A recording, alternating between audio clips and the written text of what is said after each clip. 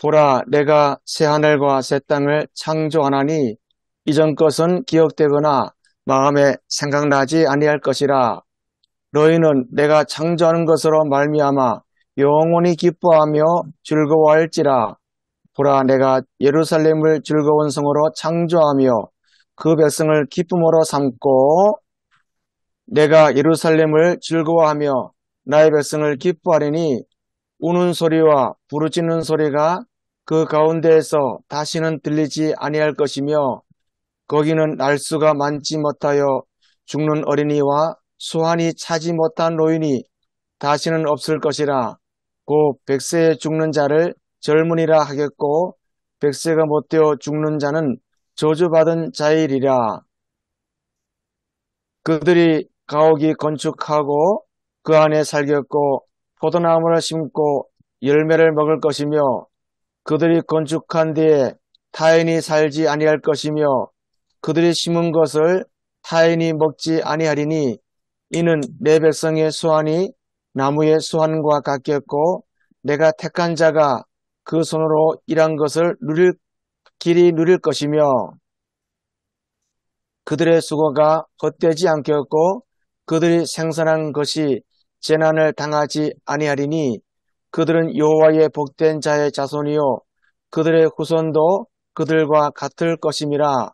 그들이 부르기 전에 내가 응답하겠고 그들이 말을 마치기 전에 내가 들을 것이며 이리와 어린 양이 함께 먹을 것이며 사자가 소처럼 짚을 먹을 것이며 뱀은 흙을 양식으로 삼을 것이니 나의 성산에서는 해함도 없겠고 상함도 없으리라. 여호와께서 말씀하시니라. 아멘. 제목은 다 아시는 것처럼 새 하늘과 새 땅을 창조하나님입니다. 먼저 본문의 역사적 문학적 상황 보면 이사야서 전체 표제가 이사야가 유다와 예루살렘에 대해서 본 이상이라고 되어 있습니다. 그리고 이제 전체 구성은 이사야서 나올 때마다 몇 번 했는데요. 세 단락으로 구성되어 있습니다. 1장에서 39장, 40장에서 55장, 56장에서 66장.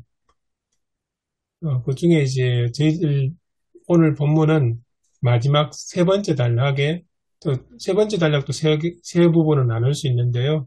그 세 번째 부분, 63장에서 66장 시온에 향한 새로운 비전 부분에 해당이 됩니다. 그래서 65장 17절에서 25절 오늘 본문은 새하늘과 새 땅에 대한 약속으로 볼 수 있습니다. 새하늘과 새 땅 그러면 이사야서의 본문뿐만 아니라 요한계시록에도 나오고 있죠. 21장 1절 나오는데 요한계시록에는 세상을 초월한 묵시문학적 배경에서 새하늘과 새 땅을 이야기하고 있고요. 그리고 이사야서의 65장에 나오는 이것은 묵시문학적 배경보다는 새하늘과 새 땅에 대한 본질이나 종말이 오기 전에 이상적인 삶의 모사 차원에서 많이 다루고 있습니다.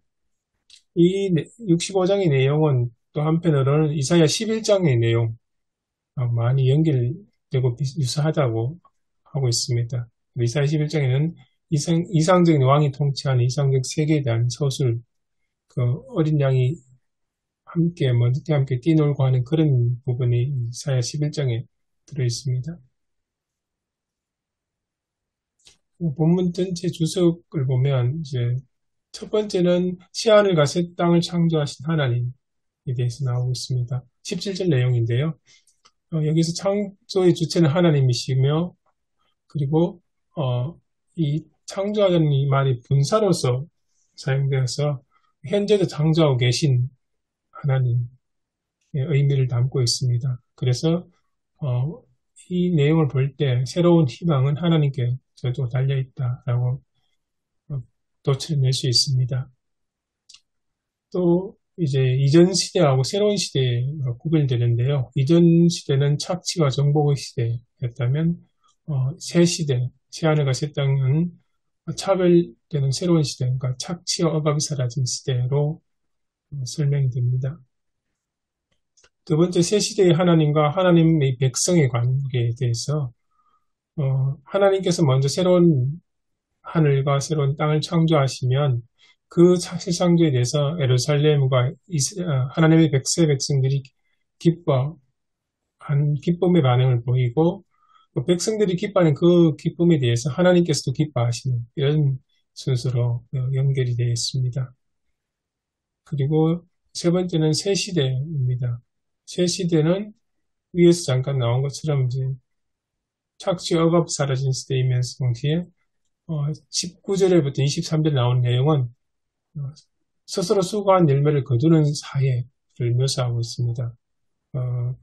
19절에 보면 착취 억압이 사라졌고 20절에 보면 장수하는 백세를 젊은이라고 부르는 부르는 정도로 장수하는 사회. 오래 살면서 그가 집을 짓든지 아니면 농사를 짓든지 그 수고한 결과를 스스로 거두어서 누릴 수 있는 사회. 그렇게 묘사되고 있습니다. 네 번째는 하나님 나라의 도래에 관한 부분인데요. 여기에 대해서는 이제 특히 기도와 응답에 대한 내용이 나옵니다. 그러니까 이 부분에 나오는 것, 기도하기 전에 하나님이 먼저 살피시고 필요한 것을 주신다. 그런 내용이 나와 있습니다. 그리고 또 새하늘과 새 땅은 그 평화로운 사회. 25절에 보면 이제 해함이나 상함이 없는 하나님의 거룩한 성산, 거룩한 곳에 대한 묘사로 설명이 됩니다. 세 번째, 이제 설계 구성을 위한 제언입니다. 저희들이 이제 다가오는 주일이 부활절입니다. 그리고 이게 이제 이사야 65장 본문이고요. 그래서 부활절에 맞춰서 그러면 이 본문을 어떻게 해석할 것인가 하는 문제가 이제 관건인데요. 그래서 부활절에 이 시대를 향한 소망에 대해서 이야기하는 방향으로 정리를 하고 있습니다. 그러니까 이사야 65장 17절 25절은 원래 바벨론 포로에서 낭만 가운데 있는 유다 백성에게 하나님께서 회복하실 이상적인 미래를 보여주는 것이라면 이걸 오늘날 우리 부활절과 연관시켜서 부활의 소망은 이제 이 세상을 떠나서만 이루어지는 것이 아니라 부활하신 예수와 더불어 이 땅에서 살아가는 신앙인들의 삶을 통해서 이루어져야 한다라는 관점에서 이제 이야기를 하고 있습니다. 근데 그 중에 이제 총 세 가지를 이야기할 수 있는데요. 첫 번째는 하나님은 새하늘과 새 땅을 창조하시는 분이다. 그 새로운 시대라고 했을 때 이것은 분명히 과거와는 불연속성으로 구별되는 시대입니다. 앞서 이야기했던 것처럼 이전 시대는 죄와 허물로 인한 고통, 억압과 착취에 대한 고통이 있는 시대였지만 이 새 시대는 하나님께서 만물을 새롭게 하시고 그 새로운 하나님의 백성과 하나님의 통치가 이루어지는 시대. 또 한편으로는 정의와 공의가 실현되는 사회를 이야기하고 있습니다. 그리고 두 번째, 새하늘과 새 땅은 이 시대에 추구되어야 한다. 주석에도 분명히 이제 새하늘과 새 땅의 완전한 실현은 이 땅이 아니라 하나님 나라에서 이루어질 것이지만 그 새하늘과 새 땅의 정신은 이 시대에 실현되어야 한다. 이렇게 구분해 나왔습니다. 그래서 우는 소리와 핍박이 사라지고 장수하며 수고한들 누리는 사회. 본문에 나오는 그 내용을 요약해 놓은 겁니다. 그리고 세 번째, 새하늘과 새 땅에서 참된 세상의 평안을 추구하는 시대가 될 것이다. 하나님의 기대, 하나님의 소망은 평화의 나라, 약자와 강자가 함께 공존한 나라라고 할 수 있습니다. 이것은 곧 해함도 없고 상함도 없는 온전함 속에 모든 민족이 평화를 누리게 되는 그런 사회를 의미합니다. 이 주석에 대해서 설교하신 분은 하남 빛내리교회 이재동 목사님께서 설교하시는데 아주 짧게 나의 성산에서라는 제목으로 제목을 정해놓으셨고요. 맨 처음에 이제 도입하는 부분에 이제 하나님께서 이사야 65장 17절에 새하늘과 새 땅을 약속하신 이유가 무엇이냐라고 질문을 던지면서 시작을 합니다. 그러고 나서 구성에 나오는 것처럼 이사야에서의 간략한 구성에 대해서 언급을 하고 그리고 이사야 65장 2절 7절 그러니까 본문을 다루기 앞서 그 앞에 나오는 내용을 잠깐 언급합니다. 그러니까 패역한 백성들이 하나님 심판 선언을 있고 난 뒤에 새하늘과 새 땅에 대한 하나님의 선언이 있다고 이야기를 하고요. 그리고 나서 이제 새하늘과 새 땅을 약속받은 자들이 누구인가? 새하늘과 새 땅은 어떤 것이고 이 약속을 한 이유가 무엇일까? 요한계시록과 이사야의 그 이야기를 잠깐 언급합니다. 그리고 부활절과 관련돼서 이제 새하늘과 새 땅을 성취하게 오신 분이 예수 그리스도입니다. 그렇게 이야기를 하고 그래서 그 하나님 나라에서 새하늘과 새 땅은 완전히 실현되고 그렇지만 이 시대 역시 그 정신은 실현되어야 한다. 그런 식으로 내용을 서술하고 전개를 하고 있습니다. 그 추석에 대한 내용들을 많이 이렇게 잘 정리를 하셨는데 그 제 생각에는 그 내용을 많이 정리를 하시려고 하다 보니까 논리적으로 조금 탄탄하게 이렇게 서술하는 데 좀 어려움을 겪으셨던 것 같습니다. 제가 이번에 저희들 하면서 함께 이야기를 나눠봤으면 좋겠다는 생각 든 게 이제 요한계시록에 나온 새하늘 갔을 땅과 이제 이사야에서 나온 새하늘 새 땅, 주석에서는 요한계시록에서는 세상을 초월한 묵시문학적 배경에서 나온 것이다. 부활 그런 이야기 나오고 것을 이야기하고 있고 이사야에서는 죽은 자의 부활 같은 그런 초월적 세상이 아니라 새하늘과 새 땅의 본질이 무엇이냐를 설명하면서 종말이 오기 전에 이상적인 삶을 묘사한 것이다. 그렇게 정리를 합니다. 그러면서 드는 궁금증이 그러면 요한계시록과 이사야의 이 새하늘과 새 땅이 같은 것을 다른 관점으로 본 건지 아니면 아예 다른 것인지 그런 게 조금 명확하지 않아서 함께 나누어 봤으면 좋겠습니다. 그리고 본문에서도 그렇고 이제 설교 재원에서도 그렇게 이야기하면서 나오는 부분이 새하늘과 새 땅의 정신이 이 시대에 실현되어야 한다는데 완벽하게 실현되는 것은 하나님 나라이지만 정신이 이 시대에 실현되어야 된다고 하는데 그걸 어떻게 실현할 수 있을까 그런 부분이 하고요. 세 번째는 두 번째 질문하고 같이 연장선 속에서 있습니다. 그러면 새하늘과 새 땅의 정신이 이 시대에 실현되어야 된다고 한다면 부활하신 예수 그리스도와 더불어 살아가는 그리스도를 통해서 실현돼야 되는데 그게 어떻게 하면 되느냐 그런 관점에서 좀 이야기를 나눠봤으면 좋겠습니다. 예, 이상입니다.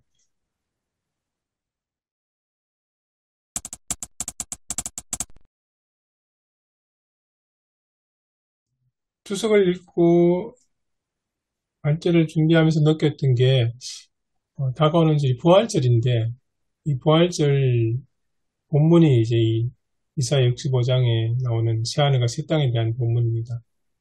그래서 이걸 어떻게 연결할 수 있을까 아마 좀 고민이 많이 될 것 같습니다. 그러니까 성도들은 다 부활과 예수 그때 부활, 2000년 전에 그 부활의 사건을 많이 염두에 두는데 이번 이 본문은 그 부활을 전제로 하고 그 다음 단계를 이야기해야 되기 때문에 조금 어떻게 잘 설명할 수 있을까 하는 게 조금 고민이 됩니다. 처음 보는 것 같아요. 이 부활절하고 이사야 예, 65장하고 연결해서 부활절에 그렇게 본문을 정하는 게 저는 처음 보거든요. 근데 생각해보면 괜찮은 생각이다 생각이 들기도 해요. 먼저 신학적으로 한 두 가지가 좀 정리돼야 될 것 같습니다. 첫째는 이제 그 최영재 목사님 지금 발제하신 맨 마지막에 두 개로 구분 내지 구별해 놓으신 데인데 예수님의 부활은 초월적인 이 세상을 초월한 초월적인 부활인가? 저는 아니라고 보거든요. 그렇기 때문에 그 첫 번째 질문이 이사야서의 새하늘과 새 땅은 초월적 세상이 아니라 이 세상 속에서 이루어질 평화의 세상인데 예수의 부활이 요한계시록 묵시적인 것은 이 세상을 초월한 묵시문학의 바탕을 둔 하늘과 새 땅이라고 했는데, 저는 좀 이게 좀 동의하기 힘듭니다. 둘 다 예수님 부활도 이 세상 속에서 부활하신 거고요. 그렇지 않습니까? 건강보험서 읽어봐도. 음, 여기 있고, 그 다음에 두 번째는 전에 우리 본문으로 했었으니까 요한복음 11장 25, 26절 보면 예수님이 나는 부활이요 생명이라고 선포하시고 나사로를 살려내셨는데 저는 그 본문이 참 중요하다고 본 것은 보통 우리가 부활절 하면 예수님이 죽은 자 가운데 다시 살아나셨네. 그것도 2000년 전 이렇게 시간으로 묶어서 부활을 하나의 어떤 옛날의 히스토리컬 이벤트로 그렇게 많이 생각하시는 것 같은데 저는 예수님이 실제로 부활하시기 전에 요한복음 11장 25절을 보면 나는 부활이요 생명이다라고 부활 전에 이미 선포를 하셨거든요. 그리고 나사로를 살려주셨기 때문에 그래서 그 요한복음 11장 25, 26절 그 말씀이야말로 새하늘과 새 땅을 창조하시는 하나님의 어떤 새 창조하고 딱 저는 좀 심하게 이야기하면 동일시된다고 저는 그렇게 생각합니다. 예수의 부활이 그냥 자기 혼자 죽었다 살아난 데가 아니고 부활이고 동시에 생명이시니까 예수의 부활과 더불어서 생명의 역사가 시작되고 그 생명의 역사는 하나님의 새 하늘과 새 땅에 새롭게 창조하시는 역사가 새로 시작되는 저는 그렇게 이해하고 있습니다. 이제 여기 교수님 말씀하셨던 그 여기 초월한 묵시문학적 배경은 부활 같은 초월적 세상이라는 이 표현은 사실 여기 주석에 나오는 내용을 그대로 옮겨 쓴 겁니다. 그래서 이제 저도 이 부분이 조금 명확하게 정리가 되지 않아서 그렇게 좀 고민이 좀 되더라고요. 그 예수님이 오셔서 하신 말씀이 하나님 나라인데 하나님 나라와 또 부활과 새 하늘과 새 땅, 이 부활이 그렇게 이어주고 있지 않나라는 생각이 들거든요. 예, 맞습니다. 그동안 우리가 부활을 어떤 예수님의 하나님의 놀라운 능력, 죽은 자도 살리시는 능력, 그런 어떤 능력에 초점을 맞춰서 많이 했잖아요. 부활을. 근데 이제 오늘 본문은 보니까 그게 아니라 그걸 넘어서서 예수님 부활이 곧 어떤 이 새로운 시대를 맞이하게 하는 그 뭐라고 해야 되나 단초가 된다고 해야 되나 그런 느낌으로 이렇게 본문을 잡은 거라는 전 생각이 들거든요. 예, 예. 예. 그래서 어릴 때 뭐 부활절 설교 기억나는 거 보면 뭐 다 그렇잖아요. 어느 종교에도 부활이 없다. 오직 우리 기독교에만 예수님만이 부활했다 하면서 그게 정말 위대한 종교다. 뭐 이런 식으로 많이 얘기했고 좀 나가면 우리도 이제 예수님처럼 나중에 부활한다. 뭐 이 정도로 얘기한 것 같은데 음, 좀 뭐랄까 좀 이렇게 시야가 좀 좁은 의미의 부활을 얘기한 것 같아요. 그동안은. 근데 이게 그렇죠. 예수님 부활이 아예 이 자연 세계 혹은 인간 세상을 완전히 탈바꿈하게 하는 어떤 그 촉발점 뭐 이렇게 보는 것 같아서 좀 새로운 시도다라고 하면서 이거 한번 연결을 해보면 재밌겠다는 생각은 들더라고요. 예. 혹시 너무 죄송합니다. 제 이야기를 해서. 제가, 제가 드린 그 책, 블룸하르트, 예. 그 책 안에 사실은 그 내용이 다 있거든요. 아, 그래요? 예, 예. 예수의 부활이 그냥 예수 혼자 부활해서, 음, 하나님의 능력이 놀랍다. 죽은 자를 살리시는 이걸로 끝나지 않고, 음, 예수의 부활로 말미암아 하나님의 새 창조, 네. 생명의 새로운 창조가 시작되고 그 역사가 이어간다는. 예, 아유, 그럼 그 책을 읽고 설교를 해야 되겠네. 예, 근데 이제 그 하나는 본문에 다시 요한복음 11장에 가면 예수님이 나는 부활이요 생명이다라고 선포하시고 나를 믿는 자는 죽어도 살겠고 살아서 믿는 자는 영원히 죽지 아니하리라 했거든요. 자, 음, 그렇다면 우리가 죽어서 비로소 부활한다 이건 아니지 않습니까? 음, 지금 부활의 역사가 진행되고 있고 부활의 역사가 그렇죠. 일어나고 있는데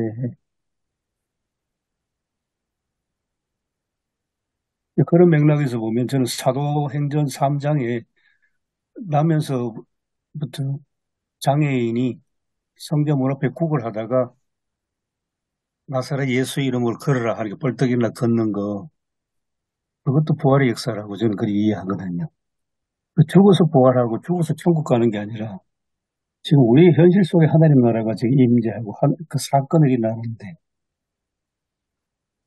이거 아까 약간 제 말씀에 이어서 보면 예수님이 처음에 이 땅에 오셔서 하나님 나라를 외치셨고, 그 다음에 하신 일들이 다 하나님 나라를 가르치셨는데, 어, 죽으시고 다시 살아난 것은 그 죽음과 부활을 통해서 하나님 나라를 또 이렇게 선포하는 그런 의미다. 이렇게 봐도 괜찮을 것 같아요. 예, 예. 예, 그러면 창세기부터 요한계시록까지 쫙 빼고 가지 않겠습니까? 예, 예. 예, 예수님은 하나님 나라 주인이시고 음, 창세기부터 요한계시록까지 그 정점에 계신 분입니다. 네. 제 책은 202쪽부터입니다, 목사님. 202쪽부터. 202쪽이요? 네. 예, 네. 이거 그 엠마오로 내려가는 그 제자가 예수님 부활을 몰라서 내려간 게 아니었잖아요. 예, 예. 예. 예수님이 다시 살아났다는 걸 소식을 들었지만 내려가고 있었거든요. 그래서 예수님 부활이 그 부활 자체가 예수님 부활 자체가 신앙을 불러일으키는 게 아니라 그 부활의 의미를 받아들일 때 그게 진짜 부활 신앙이 아닌가. 맞습니다. 예. 신학대 불통한 이야기죠, 그게. 예. 캐리 그만. 예. 그래서 누가복음 24장입니까? 30절, 31절 보면 예. 예수님이 떡을 떼어서 제자들에게 주시니까 예. 그 순간 눈이 밝아졌다 했거든요. 예. 그 눈이 밝아졌다는 그 아까 슐라이마 말씀하셨는데 슐라이마의 신학적 핵심이 그겁니다. 눈이 밝아졌다는 거예요. 음. 예, 그러니까 이제 그 눈이 밝아졌다는 말은 신앙이란 게 교리도 아니고 어떤 신학적 가르침도 아니고 음. 진짜 눈이 그 밝아지는 음. 그 역사 그 체험 이제 그거를 이야기하거든요. 그러니까 부활이 거기서부터 시작되는 거, 사실은. 그렇죠. 맞습니다. 네. 예, 그래서 저희 교인들한테 저도 가끔 그런 얘기 하는데, 예수님이 정말 다시 살아난 것을 믿느냐, 안 믿느냐, 이거보다 더 중요한 게 있다고. 근데 사실 예수님이 다시 살아난 거는, 어, 일어난 일이잖아요. 예, 이미 일어난 일을 믿고 안 믿고가, 이건 문제가 안 되는 거죠. 있었던 일을 믿느냐, 안 믿느냐, 그거는 믿고 안 믿고의 문제가 확인의 문제지. 예수님이 진짜 다시 살아났다고 해서 믿으면 그게 신앙이 있는 거고, 안 믿으면 신앙이 없는 거다. 이런 식의 그 구도는 아주 잘못된 방향이 아닌가. 네. 제가 오늘 처음 말씀을 드렸으니까 계속 제 이야기를 말씀드리면 그렇습니다. 자, 예수님이 부활하셨다. 부활절. 그다음 어떻게 될 거냐? 많은 우리나라 한국 교회 교인들이 부활은 그냥 부활절의 하나의 행사고 실제로 우리 신앙생활은 나중에 살다가 죽어서 천국 가는 거 그쪽으로 많이 초점 맞춰져 있는데 오늘 본문 말씀은 자, 부활하셨다. 그 다음에는 이 세상에 하나님께서 하시는 새하늘과 새 땅이 창조되는 그런 세상이 왜 부활의 세상인데 그 부활의 세상은 이제 더 이상 착취와 억압이 없겠고 또 오래 살 장수 누리겠고 그 다음에 마지막 25절 말씀 이리와 어린 양이 같이 논다는 이건 정말 놀라운 평화의 세상이겠습니다. 사자가 소처럼 풀을 먹는 그런 세상은 이제는 침략도 없고 억압도 없고 전쟁도 없고 그런 이제 평화의 세상이 하나님께서 지금 해 나가시는 새로운 새하늘과 새 땅의 세상이 되는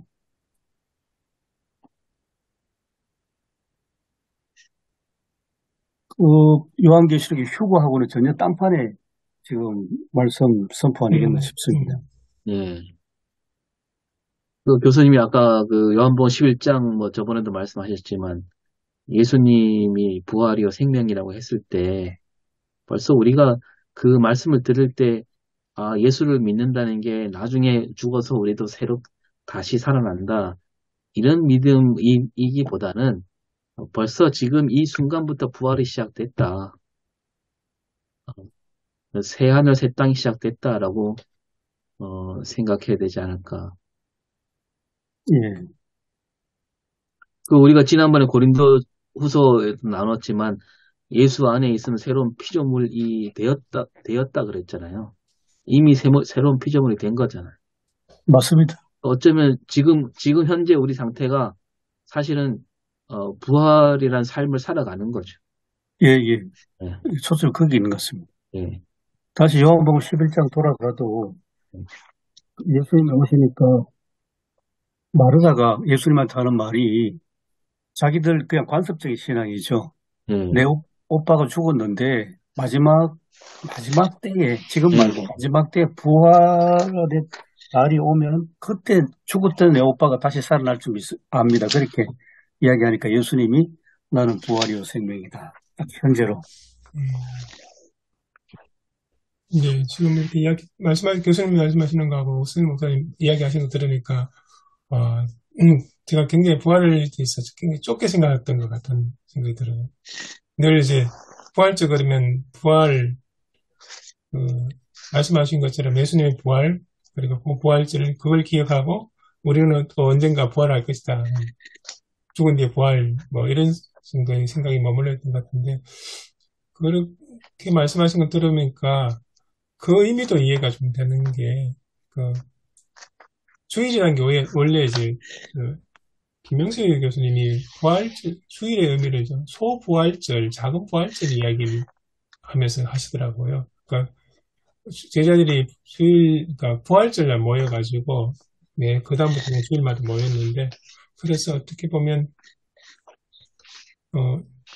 아까 말씀하신 새로운 피조물하고 다 연관되는 것 같은데, 그 예수 그리스도의 부활을 믿는 자 속에는 예수 그리스도의 부활과 예수님이 말씀하신 부활과 생명이 그 근원이 있다는 것, 그리고 그 부활과 생명을 누리면서 전혀 다른 삶으로 살아가는 것, 그게 그리스도인이라는 그런 생각이 들거든요.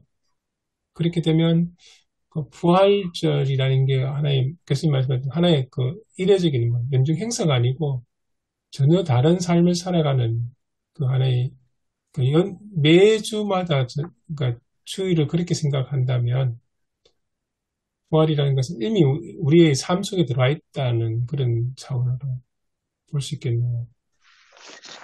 예, 실제로 1세기 기독교 연구한 오스카 콜만이 지금 최 목사님 말씀하신 그걸 그대로 이야기했습니다. 예, 어떻게 해서 주일로 안식 후 첫날이란 거. 그래서 어떻게 해서 매 주일로 가게 됐냐. 그는 예수님의 부활을 안식 후 첫날. 그거고, 그 다음에 더불어서 사도행전 2장 42절, 46절 보면 떡을 떼며 있는데 이게 몸으로 부활하신 예수. 누가복음 24장 30절, 31절 보면 식탁에 놓인 떡을 떼서 제자들에게 주니까 눈이 밝아졌는데 그거는 몸으로 부활하신 예수님의 하나의 심볼이 되는 떡이라는 그 설명입니다. 그렇기 때문에 초대교회 때에 떡을 떼며 하는 그 본문 말씀은 2장 42절, 46절 그 말씀은 몸으로 부활하신 예수 그리스도의 부활과 생명의 떡을 떼며 음. 초대교회 분명히 그랬답니다. 그리고 몸이 굉장히 중요하죠. 육체성, 네. 신체성이. 교수님, 그럼 아까 그 오스카 쿨만 말씀하실 때, 예, 안식 후 첫날이라고 했을 때, 예, 뭐 그런 의미로 봐도 되나요? 그, 하나님이 첫 번째 창조가 예. 일곱 번째 날 쉬는 걸로 끝나잖아요. 아, 맞습니다. 근데 그 창세기 다음에 이제 2장이죠. 부활이 시작되니까, 예, 새로운 예, 창조가 시작된 거다. 예, 예, 연결되는. 예, 예. 예, 그러니까 이게 안식이란 겁니다. 예, 예, 하나님이 엿새 동안 세상 창조하시고 일곱째 날에 안식하시니라. 음. 그게 부활로 또 연결된다는 그 본문 말씀입니다. 너무 신학적으로 나갔습니까? 어, 어,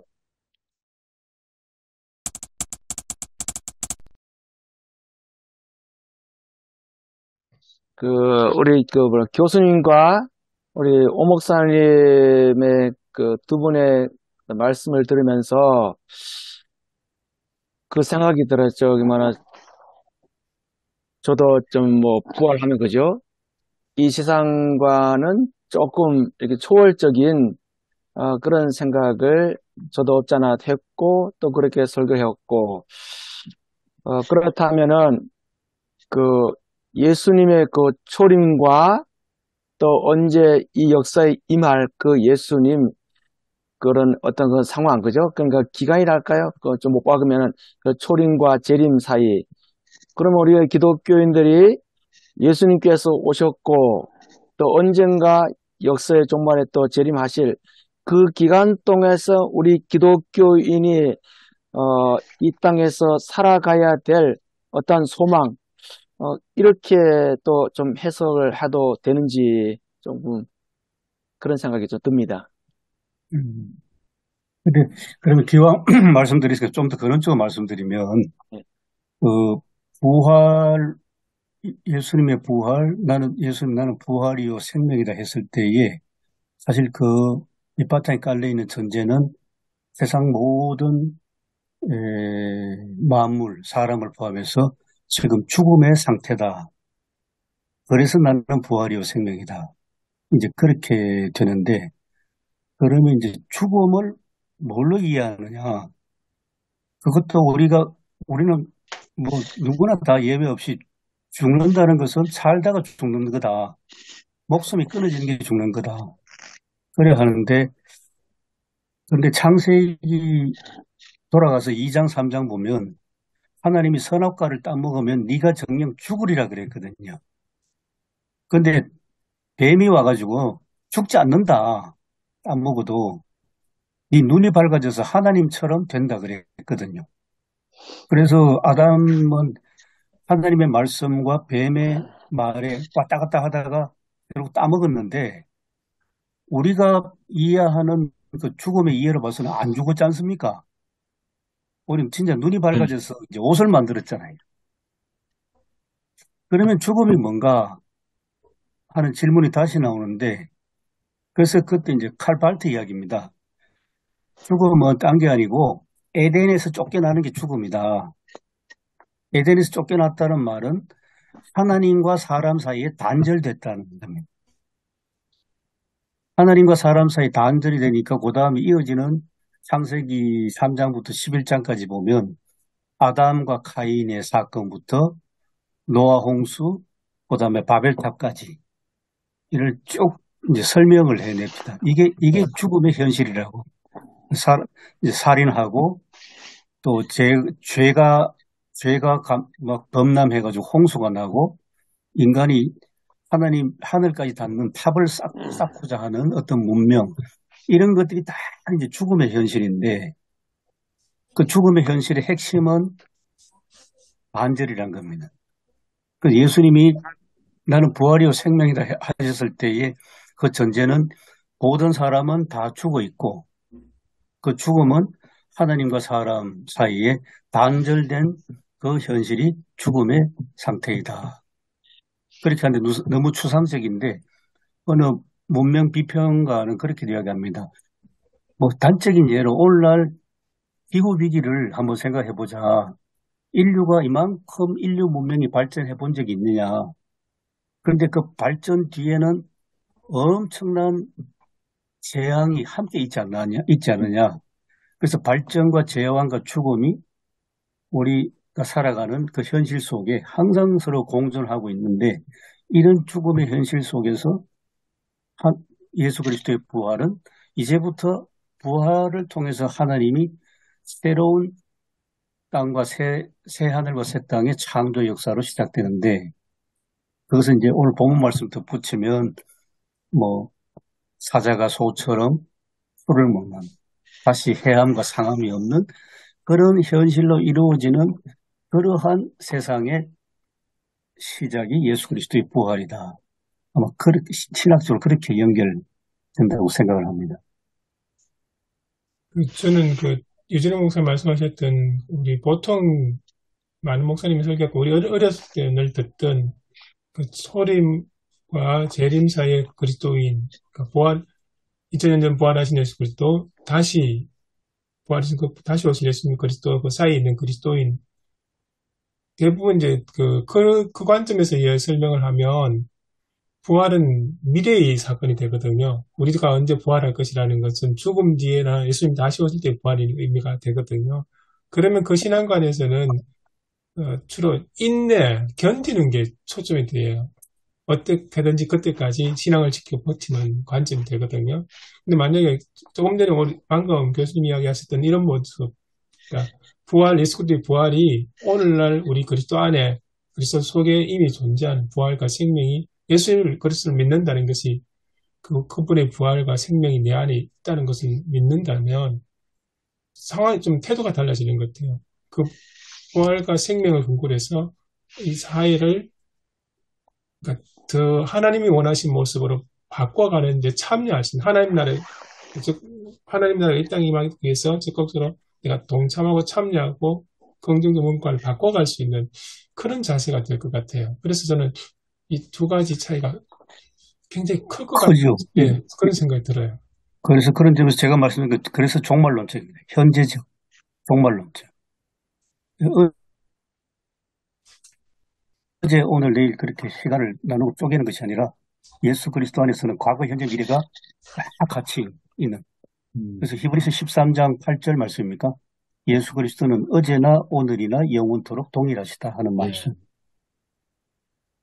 그래서 몰트만이 그랬지 않습니까? 그 독일 교회도 주일은 그냥 뭐 와서 예배 드리는 건데, 그게 아니라 그 부활의 축제를 잃어버렸다고 그래 막 비판하거든요. 주일은 항상 작은 부활절인데, 그게 뭐냐면 축제하고 잔치하고 막 즐거워하고 이런 날이 주일인데, 그러니까 맨날 어떤 고난과 인내, 맞습니다. 최 목사님 말씀처럼 그쪽으로 많이 치우쳐 있으면 그저 참고 인내하고 뭐 그렇게 견뎌야 된다는 이제 그런 신앙으로 독일 교회도 그렇다고 막 그렇게 비판해놨습니다. 그렇다면 그리스도의 생명이 우리 안에 있다면은 좀 더 우리 기독교인들이 삶의 그 어떤 그런 그 역동성, 그죠? 그리스도의 삶의 그 역동성을 조금 강조하는 부활이 돼야 된다. 그런 생각이 드는데, 사실 저도 어저께 이 본문을 읽으면서 이 부활을 어떻게 우리가 읽고 가야 되는가. 오늘 여기 이 속에서는 아까 교수님처럼 말씀하신 그리스도 안에 생명이 있는 자는 삶의 역동성 가야 되는데, 그럼 이걸 어떻게 할 것인가? 저도 약간 초월적인 그런 부분들을 뭐 좀 설계한 적이 있고, 또 한국 교회가 대부분 거기에 대해서 벗어날 수 없고, 굉장히 이 부분을 통해서 좀 새로운 부활 인식 도전이다. 그래서 참 부담이 좀 돼, 설교가 부담이 되고, 조금 이제 감을 좀 잡아가는 것 같아 보니까. 그래서요, 저는 이번에 네. 예천에 가서 부활절 설교를 해야 되는데, 준비하면서 우리 전에 그 프로페차에서 다루었던 그 본문을 그냥 그대로 가져가려고 합니다. 딴 게 아니고, 마리아가 옥합을 깨뜨려서 예수님 발을 씻겼다는 거, 그거는 부활을 자기가 체험했다는 거 아니겠습니까? 예. 그렇기 때문에 부활을 직접 체험했던 그 감격 그리고 그 감사함이 아주 값비싼 향유를 깨트려서 예수님 발을 씻겼다. 또 우리의 믿음도 그냥 열심이 아니라 예. 감, 감사와 기쁨과 음. 감격이 그게 딴 게 아니고 부활에서 나온다는 거예요. 사실 그 교인들 그죠? 부활절 되면 목사님 설교 전개가 이렇게 될 것이다. 거의 뭐 다 그렇게 되자는 거죠. 그래서 참 없지 않아 부담이 참 되긴 돼요. 그래서 저도 오늘 과연 오늘 이 주제를 갖고 교수님, 목사님들이 어떻게 전투할 것인가 내심 조금 그런 기대하는 마음도 없지 않아 있었는데 사실 부담이 되긴 돼요. 교인들은 이미 부활에 대해서 이렇게 딱 그 고정화 틀이 되기 때문에 그 틀을 어떻게 좀 할 것인가 굉장히 조금 고민이 좀 되는 부분이 있어요. 그러니까 2000년 전 부활했다. 예. 그리고 나중에 부활한다. 이게 아니고 그래, 부활하신 예수 그리스도 그리고 그 이후에는 어떤 변화가 와야 되냐. 새하늘과 새 땅. 예, 예. 그래서 어떻게 보면 이제 우리가 플랜카드에 축부활 막 이렇게 쓰잖아요. 예, 예. 그게 뭐 아주 틀린 건 아니지만, 좀 부활 의미를 너무 이렇게, 축소시키는, 음. 뭐 2000년 전에 일어났던 그 놀라운 사건에 대한 축하, 그걸 뭐 기억, 그걸로만 끝나는 부활이라면, 또 우리, 예수님이 말씀하신 부활과는 좀, 약간 거리가 있지 않나라는 생각이 듭니다. 그래서 누가 그래 혹독한 비판을 했습니다. 그 독일에서도 축부활 그냥 축부활하면서 부활을 그냥 역사적으로 기억하고 기념하는 쪽으로 가면 네, 예수님의 부활과 기독교는 박물관 속에 들어간다. 그렇죠. 네. 마치 손흥민 선수가 골 넣었다고 막 박수 치고 그냥 마는 그런, 예, 예. 세레모니로 그냥. 네.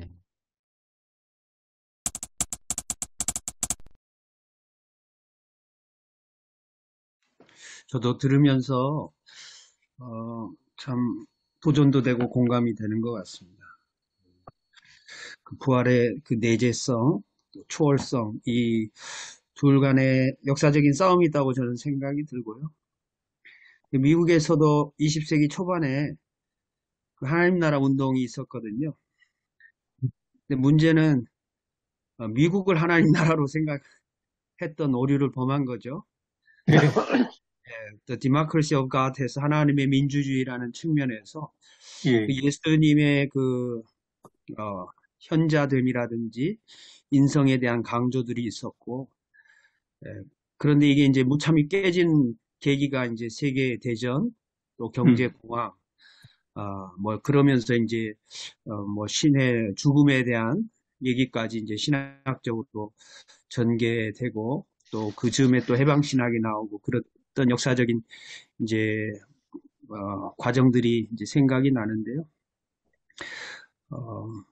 저는 개인적으로 오늘 말씀하신 부분에 대해서 부활의 사실에 관한 지적 동의가 그 신앙의 핵심이 아님에도 그것이 이제 핵심으로 자리 잡고 있는 그 부분을 좀 비판적으로 바라보고 또 어떻게 하면 실존적으로 또 현재의 나의 의미로서의 그 부활 신앙을 어떻게 또 현재화할 것인가에 대한 그런 측면에서 나누신 말씀에 대해서 공감하고 또 설교에 어떻게 하면 반영할 것인가 고민이 됩니다. 저는 이 본문을 그냥 아무 그 전제 없이 쓱 읽었을 때 세 가지 정도가 저는 관심이 있었어요. 첫 번째는 과거 문제. 이 과거에 대한 그 해방감을 갖지 못하고 과거에 매여 사는 사람이 너무 많기 때문에 이 과거 문제. 또 하나는 노년에 대한 문제, 100세가 못 되어 죽는 자가 저주받은 자라고 할 만큼 노년의 삶의 그 연장과 풍성함, 지속성에 대한 이 언약의 말씀이 죽음을 두려워하고 또 현세의 삶에 치우쳐져서 집착하고 있는 우리의 경향성에 대한 도전일 거라는 생각이 들었고요. 세 번째로는 해안과 상함이 없는 그 마지막 25절이에요. 거기서 이리와 어린 양 중에 이리는 누굴까? 또 사자와 소는 사자는 누굴까? 또 우리는 정말 어린 양이고 소일까? 이런 권력 구조 속에 또 재난과 기후 위기, 이 전쟁이 지금 점점 더 고조화되고 더 많이 전쟁 준비를 하고 있는 이 세계 속에서 정말 이리와 사자가 이렇게 바뀔 수 있을까? 이런 이제 생각을 좀 해봤습니다. 뭐 비유이기도 하고 아까 내세적이고 초월적인 것에 대한 비판을 하셨는데 그럼에도 또 표현은 묵시적인 부분이 있는 것 같아요. 근데 그것을 어떻게 하면 이 시대 속에서 적용시켜 나갈 것인가 그런 생각을 좀 해봤고요. 저는 3, 4년 동안 이제 그 성만찬을 하지 못했어요. 왜냐하면 사회적 거리두기에 이제 동참했고 그 전에는 사실 매주일 성만찬을 했습니다. 왜냐하면 교회 규모가 작기 때문에 가능하겠죠. 성도들이 한 사람씩 나와서 자기가 떡을 떼고 자기가 포도주에 적셔서 이렇게 먹는 그런 순서로 구성을 했거든요. 네. 성만찬의 의미도 다시 한번 좀 새롭게 하고 또 부활주일 시작부터는 성만찬을 좀 다시 시작해야 하지 않을까라는 그런 도전도 나누신 말씀을 통해서 이제 가졌습니다. 이상입니다. 네. 저는 하나님께서 에덴 동산이 이루어지는 것이 결국 새하늘과 새 땅 아니겠습니까? 예, 예. 그러니까 에덴 동산을 결코 포기하지 않으셨다. 하나님은 에덴 동산을 계속 이루려고 하셨다는 거죠. 에덴 동산은 뭐 사람만 있는 것이 아니라 하나님이 계시기 때문에 에덴 동산이 존재하는 것이고 하나님 안에서 어떤 평화가 이루어지는 곳, 해암도 없고 상암도 없는 것이 바로 에덴 동산이란다면 하나님 결국은 이사야가 봤던 그 새하늘과 새 땅도 결국 에덴 동산이라고 볼 수가 있고요.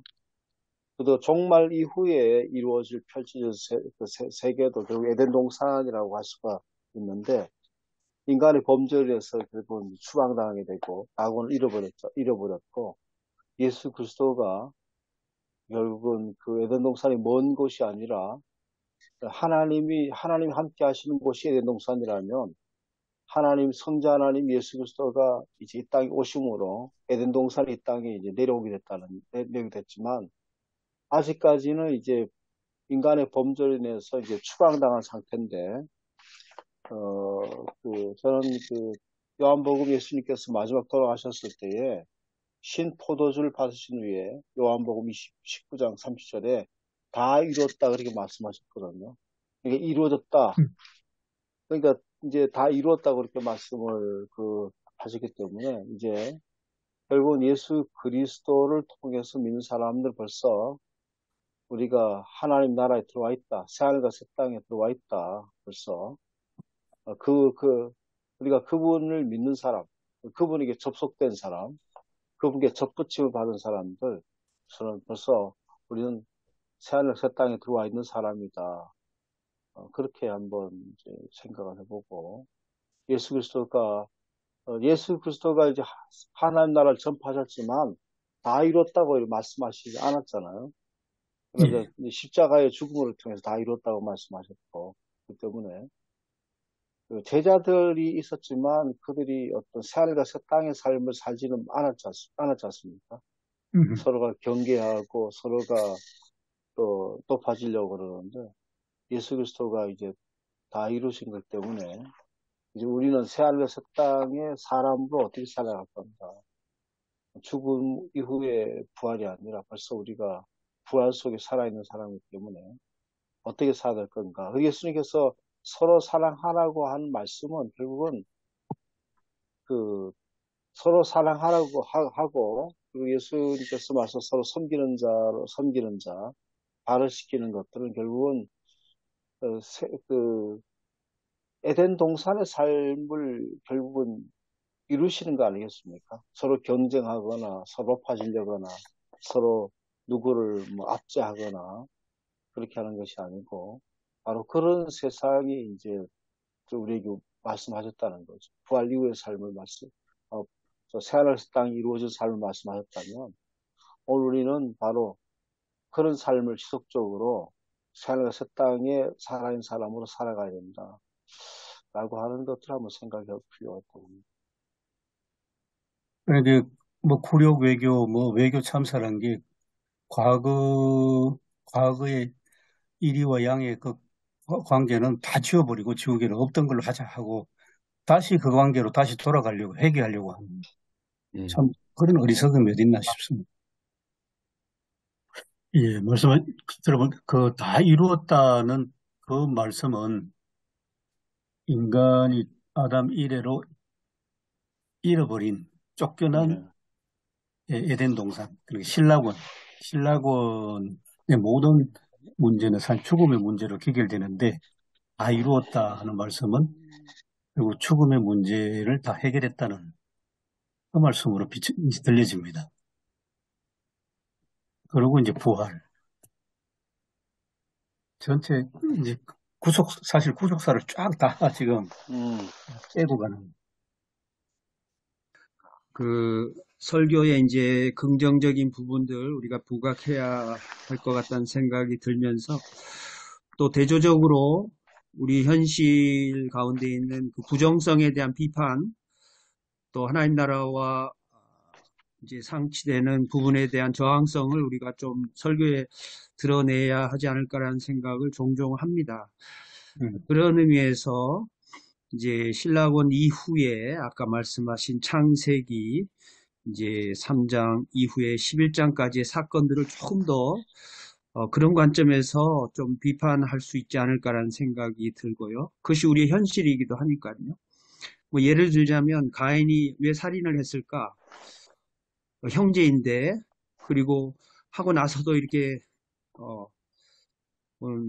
뭐 아닌 것처럼 또 형제를 돌봐야 되는 하나님의 마음을 또 아프게 하는 그런 이제 부분들이 있고 근데 이제 어떤 분은 이렇게 해석을 해요. 그 아담과 하와의 언어 폭력 속에서 자라난 가인이 그 언어 폭력의 영향을 받아서 동생을 살해하게 됐다. 물론 개인적인 실수나 비교의식 이기도 하지만 그 부모의 가정 환경 속에서 영향을 받았다 이렇게 해석하는 경우가 있는데 그 근거로서 한 가지 말씀을 드리자면 자신의 그 배우자 파트너 그 이슈한데 그것을 뼈 중에 뼈요 살 중에 살이다 이렇게 하잖아요. 우리는 그것을 굉장히 높이 평가를 하지만 어떤 분은 이 물질화했다 이거예요. 영적인 관계의 도움과 돌봄의 관계를 대상화하고 물화시켰다라고 비판을 하면서 이건 여성을 차별하는 아주 잘못된 이해다라고 비판을 하고 또 이제 그 원초적인 복음이 나오잖아요. 창세기 3장 15절에. 예.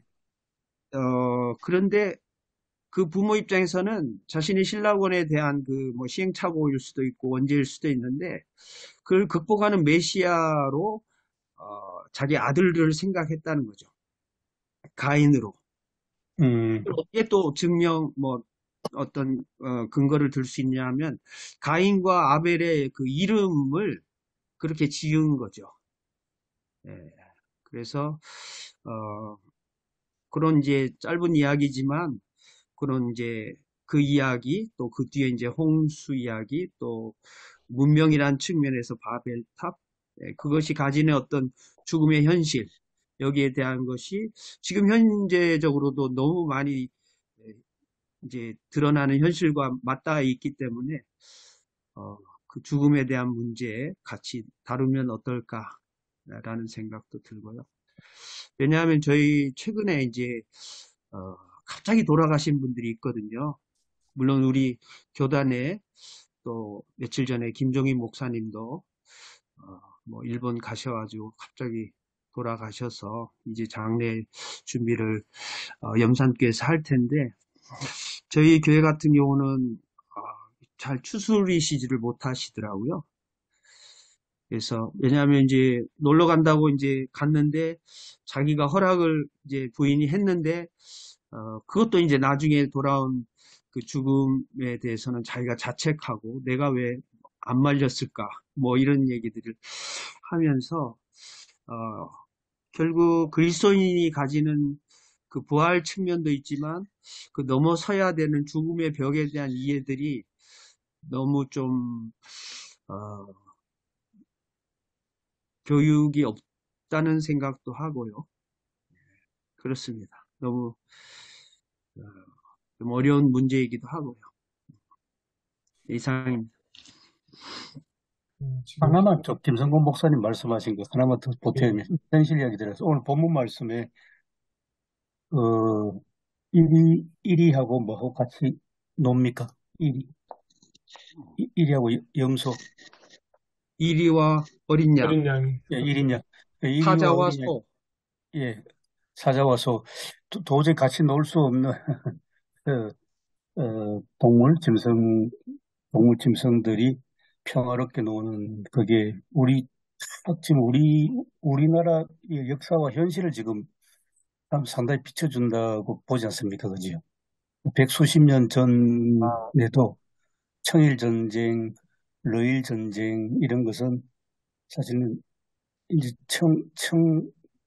중국과 일본의 전쟁인데 그 전쟁의 상호 배후는 일본 곁에는 영국이 있지 않습니까? 거문도 영국이 있었고 예. 중국은 막강한 대륙 세력이고 그 소위 이제 해양 세력하고 대륙 세력하고 이제 맞붙어서 전쟁한 게 청일 전쟁이고 10년 후에 러일 전쟁이 한 번 더 일어났고 한반도는 그때도 대륙 세력하고 해양 세력이 서로 대치하고 있는 그런 상황에서 결국 한반도는 이리저리 쫓겨다니다가 일본의 해양 세력에 먹혀서 일본의 이제 식민지가 되고 그런 역사를 우리가 이제 경험했는데 1905년만 해도 미국 테프타하고 일본의 카스라하고 서로 협약해가지고 미국이 필리핀을 가져가고 일본이 조선을 가져간다. 그런 것도 우리 역사인데 지금 현재로서는 또다시 한 번 더 해양 세력하고 대륙 세력하고 지금 뭔가 부딪히려고 하는 막 조짐으로 가지 않습니까? 북한과 중국과 러시아 또 이쪽은 일본과 영국과 호주와 미국. 굉장히 그걸 보면 지금 참 어찌됐든 걱정 참 많이 되는데 한반 남한은 해양 세력 속에 들어가고 북한은 대륙 세력 속에 들어가가지고 서로 전쟁하지 않나 그런 불안감이 있지 않습니까? 그런 상황에서 오늘 본문 마지막은 정말 참 절실하게 와닿는 그런 말씀인 것 같습니다. 그러네요.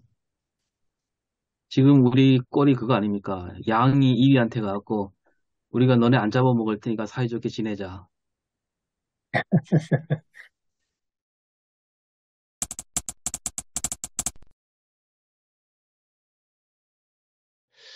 사실 오늘 이 본문 말씀을 가지고 부활절 설교를 이제 연결을 지려면은 저는 제목을 그래서 하나님의 마스터 플랜이라고 그렇게 한번 정해봤고요. 이 하나님은 이 부활 사건을 통해서 우리에게 이루시고자 하는 하나님의 최종 목표 마스터 플랜은 뭐냐?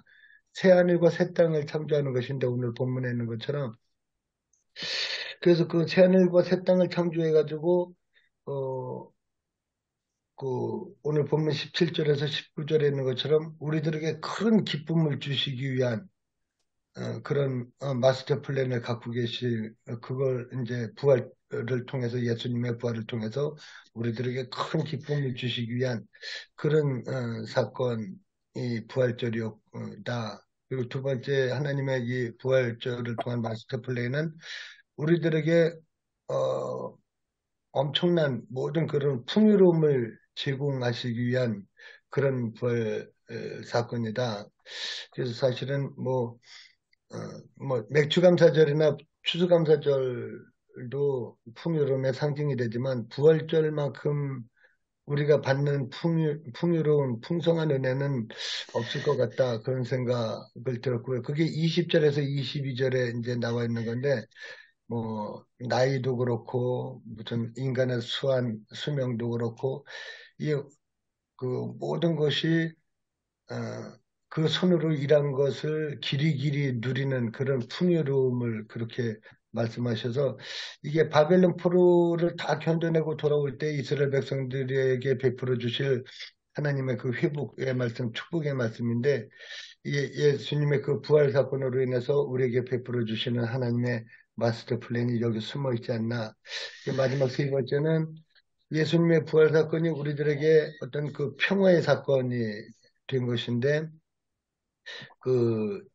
태초, 에덴 동산에서부터 하나님과 우리 사이에 이런 적대 관계가 형성되고, 모든 지금 인류가 계속 다 적대 관계고, 전쟁이 계속 살인, 범죄가 끊이지 않는데, 그런 모든 것을 이제 잠재우고, 우리에게 평화를 주시기 위한 그런 평화의 사건으로 이 부활 사건을, 예수님의 부활을 우리에게 주신 것이다. 그런 생각을 해서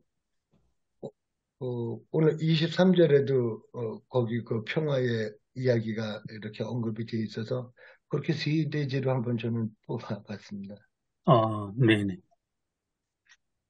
저는 이 본문을 가지고 이제 설교를 해야 되는데 또 할 수밖에 없고, 그렇다면은 오늘 그 우리 그 예비학 강단에 그 본문의 주석과 해서 첫 번째 보니까 이 창조라는 단어가 이제 분사형으로 이게 돼 있다 이렇게 되는데 그 창조를 이제 진행시키는 이제 분 하나님 대해서 말씀하시면서 그리고 두 번째 가니까 예루살렘을 기쁨이 넘치는 성으로 만들고 백성들은 기쁨을 누리는 백성으로 만든다.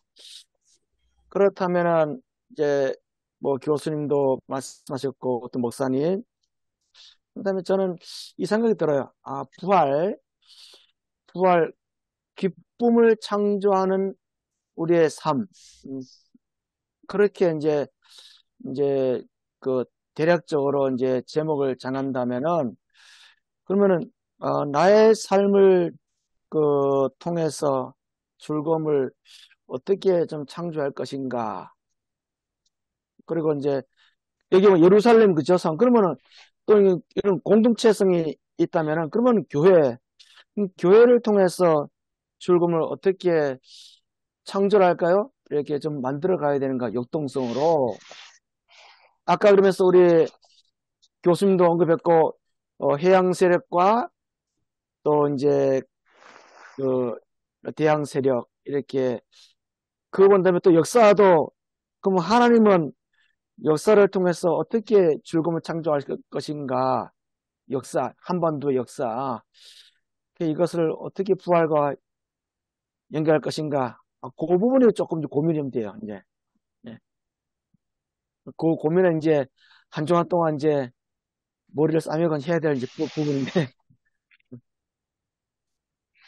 그러니까 좀 간단하게 설명한다면 이제 개인의 기쁨, 공동체의 기쁨, 더 나아가서 이 한반도의 역사, 이 부분을 이제 어떻게 부활로 잘 연결할 것인가. 참 새로운 또 모험이다 생각이 듭니다. 이거 예수님 부활 뒤에 이제 교회가 생겨났잖아요. 그래서 이제 교회가 어떻게 보면 교회가 하나님이 바라시는 그런 어떤 작은 축소된 세상이라고 봤을 때 교회도 이제 어떻게 보면 그 인간 모든 역사를 다시 부활시킨 거고, 새로운 시대를 연 것이고, 또 관계에 대한 부활도 되고, 어떤 총체적 의미의 부활의 결정체가 교회가 아닌가. 그래서 오늘 우리 교회가 그런 부활 예수로서 어떤 책임감을 갖고 살아야 되지 않나. 뭐 이런 식으로 말씀을 정리할까 하는데 교인들이 기대하는 바와 좀 달라갖고 반응이 어떨지 궁금합니다. 이제 부활을 경험한 그 제자들이 어떻게 살았는가. 물론 성례 역사가 있었지만, 사도행전에서 우리가 잘 보여주는데, 사도행전의 삶이, 네. 오늘 그 이사야 삶이 사도행전의 삶에 있어서 재현됐다 보거든요. 그러니까 거기에 그 예. 재현된 거로 우리가 보고 있고, 그 재현된 것들이 이제 여러 가지 예루살렘에 큰 기쁨이 있었잖아요. 초청기에는. 그러나 큰 박해 때문에 결국은 다 흩어지게 되고 그런 일이 있었지만, 오늘 우리가 어떻게 살아야 할 건가? 교회 안에서도 정말 부활 공동체로서 오늘 그 이사야서에서 말씀하시는 어떤 이런 것들이 이루어지고 있는가? 진짜 이리와 어린 양들, 그 다음에 사자와 또 갑자기 소가 교회 안에서도 진짜 이루어지고 있는 건가? 가장 힘들고 어려운 것이 지금 교회 안에서 과연 이 부활의 역사가 새하늘과 새 땅의 창조가 이루어지고 있는가? 이루어지고 있다고 말을 우리가 자신 있게 말 못하잖아요. 내 교회 안에서 이루어지고 있는가? 그래서 우리가 가장 큰 과제가 세상의 어떤 평화, 이것도 굉장히 중요하지만, 세상의 평화 중요하지만 이 평화가 이제 확산돼 나가야 되는데, 교회 안에서가 갈등과 분열이라든지 또 교회 안에서 여전히 어떤 그 부활 공동체로서 부활 생명력 본 사람으로 살지 못하는 우리들 자신들을 보면서 우리 안에서 새로운 창조 역사가 먼저 일어날 수 있도록 해야 된다. 예수 그리스도의 제자들이 뭐 세상의 권력과 대항해, 로마 권력과 대항해 가지고 결사를 한다든지 뭐 이렇게 하지는 않았거든요. 그러니까 밖에 있는 것에 대해서 우리가 관심을 가지긴 하지만 교회 안에서가 지금 이루는 것이 교회 안에가 다 무너져 있잖아요.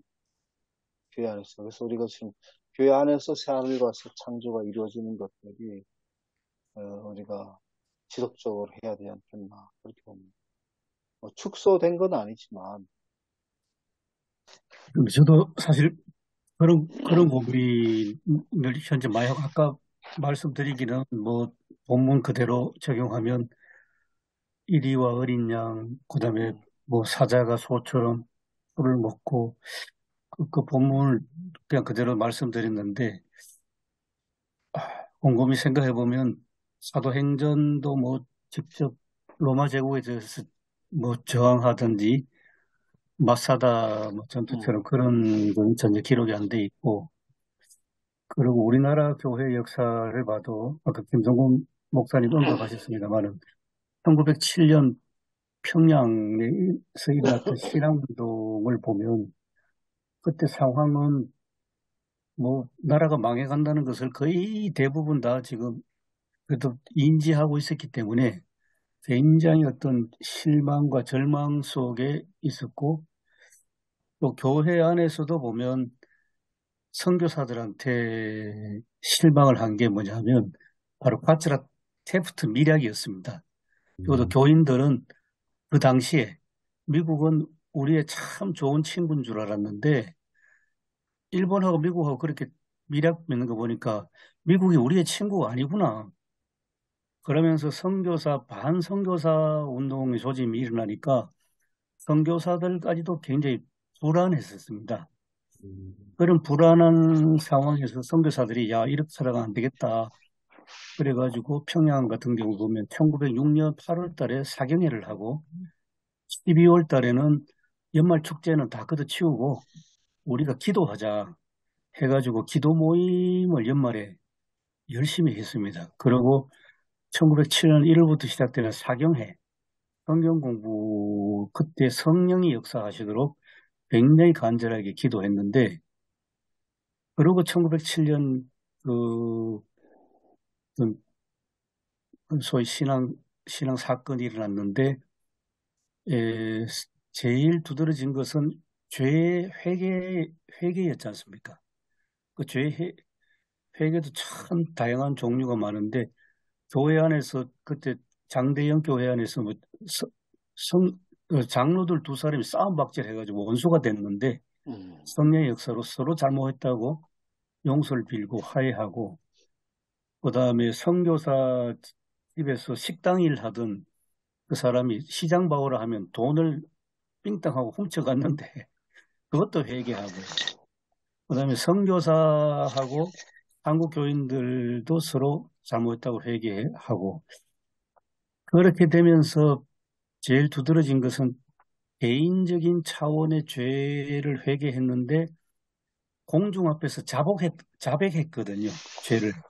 고백과 자백이 같이 있었고, 그 자백을 통해서 관계성이 새로워졌습니다. 그게 제일 저는 참 중요한, 관계성이 새로워지고, 그 다음에 물건 훔친 거 다시 되돌려주고, 그리고 집안에 막 부인이 아파서 뭐 누워있는데 막 발로 남편이 차고 빨리 죽으라고 했던 거, 그런 것도 남편들이 회개하고, 그 역사가 참 굉장히 참 소중한 우리 교회 역사고, 부활절에도 좀 연결될 수 있지 않나 생각이 들었습니다. 1907년 사건. 또 부활의 어떤 삶이라고 하는 것이 인간관계에 일어나는 일도 돼야 되지만, 그 에덴동 하나님의 동산 에덴 동산에서는 뭐 인간이 자연을 뭐 착취하거나 함부로 대하거나 뭐 이렇게 하지 않았잖아요. 그러니까 이제 인간관계도 회복돼야 되지만 자연관계도 어떻게 될 건가? 동물들이라든지 생물이라든지 자연의 관계도 정말 그 부활을 경험한 사람들이 또 부활을 믿는 사람들 어떻게 될 건가라고 하는 것도 한번 생각해도 괜찮을 것 같습니다.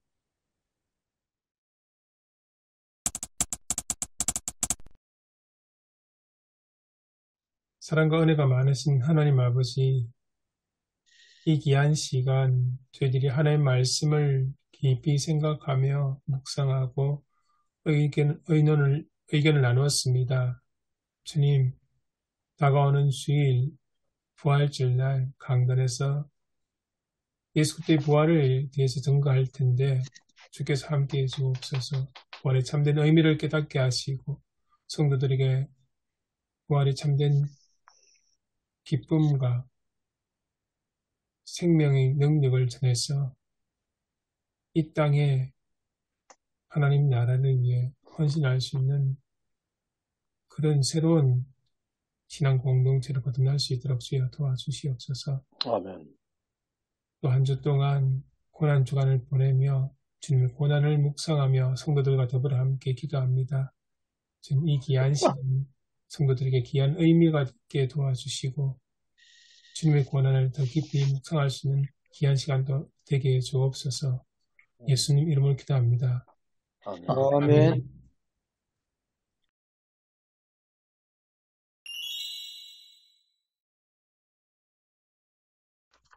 제목을 배운 대로라고 정했는데, 그 학자의 형, 거기에 이제 그 말씀을 갖고, 우리가 이제 배우는 사람이잖아요. 그래서, 하나님께 제대로 배운 사람이 가져야 할 어떤 그 몸가짐, 마음가짐에 대해서, 말씀을 나눴습니다. 근데 앞에 이제 서두에, 뭐, 그, 뭐죠? 전우원 씨 그 얘기를 하고, 뭐, 하느라고 약간 좀 장황하게 서두를 했는데, 어쨌든 끝나고 나니까 뭐 학자로서 그냥 배우는 사람으로서 하나님께 늘 배우는 사람으로서 사는 삶과 그렇지 못하는 삶을 이렇게 나누어서 잘 정리를 해서 얘기를 했으면 좋겠다는 생각이 들더라고요. 약간 산만하게 전한 것 같아서 좀 몹시 아쉬웠습니다. 네. 저 역시, 또 이제 고난주간 앞두고 종료줄인지라, 말씀 주제, 제목도, 하나님께서 나를 도우십니다. 그러면서, 첫 번째 부분으로 다룰 것은, 어, 말씀을 듣고 깨달아야 우리가 하나님께서 이 시대 속에서 우리에게 주신 부르심에 응답하는 것은 이사야서에서 언급되어지면서도 항상 말씀을 듣고 깨닫는 그런 삶이 되어야 된다. 그러면서 또 고난 주간을 주일을 보내기 때문에 나를 사랑하신 주님은 고통을 대신 짊어지셨다. 그러면서 우리 역시 공동체 나아가서 내가 다른 사람의 고통을 어떻게 짊어져야 되는가? 내가 고통을 우리 공동체에서 내가 고통에 참여하지 못한 부분이 있으면 우리가 정말 회개하는 그런 부분들도 좀 언급했고요. 그러면서 우리가 또 무한하게 실패와 좌절과 절망이 있을 것이 아니라 십자가에서 승리하신 그 주님을 언급하면서 우리 또한 승리할 것을 믿으며 고난 가운데서도 하나님께서 우리와 함께 할 것이다. 그 믿음을 우리 늘 꾸준히 붙들고 나가자. 그래서 한 주간 그런 묵상을 하면서 이 고난 주간을 보내자라고 말씀을 전했습니다. 저는 지난 금요일 날, 이제, 차 안에서 라디오로 이제 들었어요. 성익이라는 사람. 지금 우리나라에 있는 한우는 토종 한우가 아니고, 몽골에서 온 그 한우라고 그렇게 얘기하더라고요. 그래서 이분이 그때에 이제 소를 안 가져왔었으면 소역병으로 해서 소가 다 거의 전멸 상태가 있었는데, 그때, 소를 안 가져왔었더라면은, 이 조선은 굉장히 여러 가지로 힘들었을 거다. 뭐 그런 얘기를 좀 했었고요. 그래서 이제 충직한 어떤 공복으로서의 있었다면 여호와의 종으로 이제 자연스러워 이어질 수 있도록. 그리고 이제 본문은 이제 오늘 그 주석 있는 것처럼 이제 좀 참고해서 그렇게 설명했고, 그 다음에 이제 그 적용 부분에서는 이제 말씀과 기도 깨우쳐 받은 사람 살아야 된다는 것, 공고한 자를 돕는 자를 살아야 된다는 것, 고난 어려움을 당해도 견뎌내야 된다는 것 얘기하고, 마지막으로 이제 그 예화를 좀 생각했습니다. 예화를 이제 주위에서 일어난 예화를 좀 하면 마땅히 이제 생각나지 않고, 그래서 제 친구 선교사가 온두라스 선교가 있는데, 온두라스에서 많은 사람들이 이제 그 온두라스를 나와서 멕시코로 국경으로 넘어가가지고 미국으로 가려고 하는 수많은 행렬들, 아마 우리가 방송에도 보도돼서 잘 아실 거예요. 거기에서 이제 태권도 선교하고 하는 어떤 희망을 주게 선교하는 것들을 이제 하고, 저희들은 이제 이번 주 한 주간 금식하고 헌금을 드려서 이제 좀 몇 군데를 그동안에 이제 단체라든지 북한 선교라든지 좀 돕는 일이 있었기 때문에 이번에 온두라스에 좀 돕자 그렇게 얘기를 해서 그렇게 그거를 언급하고 그렇게 이제 마쳤습니다. 영원한 생명의 노래라고 이걸 정했고요. 사실은 이 본문이 굉장히 비참하다고 그래야 되나? 아주 참혹한 그런 본문으로 전 느껴졌어요. 막 수염이 뜯기고, 매질하는, 무리들에게 그 등짝을 내맡기고, 그러는 모습들이 한편으로는 굉장히 참혹한 모습인데도 불구하고, 그것이 오히려 우리에게는 궁극적으로 영원한 승리의 노래가 되었다. 그래서 우리가 그런 복음의 진리를 깨닫기 위해서는 이 하나님께서 이 귀를 영적인 귀를 이제 열어서 듣게 하시고 학자의 혀를 우리에게 주셔서 우리가 우리 주위에 어떤 어려움을 당하는 공관자들을 말로써 어떻게 도와줄 수 있을지 이것을 우리가 그리스도인의 사명이 어떤 물질로 이렇게 할 수 있는 것이 한계가 있고 불가능한 것들이기 때문에 말로써 예수님도 다 말씀으로 다 이렇게 위로하시고 다 우리를 구원하셨기 때문에 우리도 말로써 공관자들을 도울 수 있도록 학자의 혀를 달라고 늘 우리가 기도하는 것이 필요하다. 그래서 학자의 혀와 깨닫는 귀, 그 두 가지를 중점적으로 그렇게 설명했습니다. 네.